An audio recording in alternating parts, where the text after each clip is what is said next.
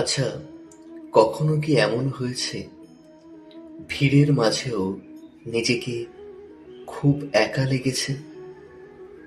চারপাশে সবাই আছে, কিন্তু মনে হয়েছে তোমার কষ্টটা বোঝার মতো কেউ নেই।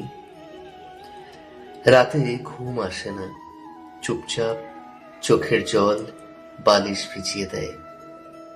কাউকে বলা যায় না, কারণ সবাই ভাবে তুমি তো খুব শক্ত। কিন্তু শক্ত মানুষও ভেঙে পড়ে, শুধু তারা কাঁদে নিঃশব্দে।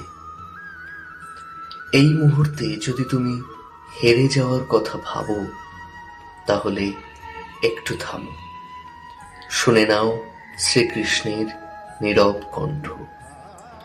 হতাশা কখনো তোমার শেষ পরিচয় নয়।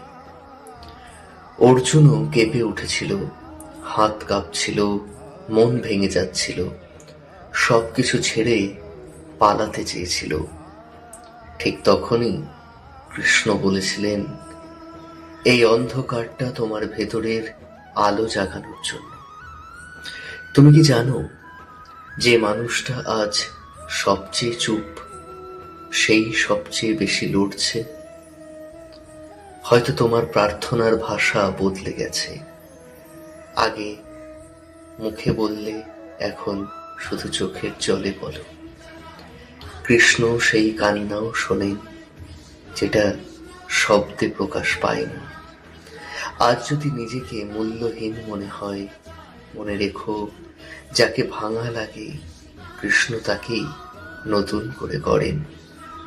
এই কষ্ট চিরকালের নয়, এই ক্লান্তি কখনো শেষ কথা নয়, এই অন্ধকার শুধু আলো আসার আগের নীরবতা। একদিন তুমি ফিরে তাকাবে আর বলবে, এই সময়টা আমাকে শেষ করেন, আমাকে তৈরি করেছে। হতাশা তোমার শেষ পরিচয় নয়, তোমার পরিচয় কৃষ্ণের উপর বিশ্বাস রাখা এক যোদ্ধা। এই ভিডিওর কথাগুলো যদি তোমাদের হৃদয় স্পর্শ করে, তাহলে ভিডিওটি লাইক করো আর আমাদের চ্যানেলটি সাবস্ক্রাইব করো। আর কমেন্ট বক্সে অবশ্যই লিখো, হরে কৃষ্ণ, জয় শ্রীকৃষ্ণ। শ্রীকৃষ্ণের কৃপায় সকলে ভালো থাকুন, সুস্থ থাকুন।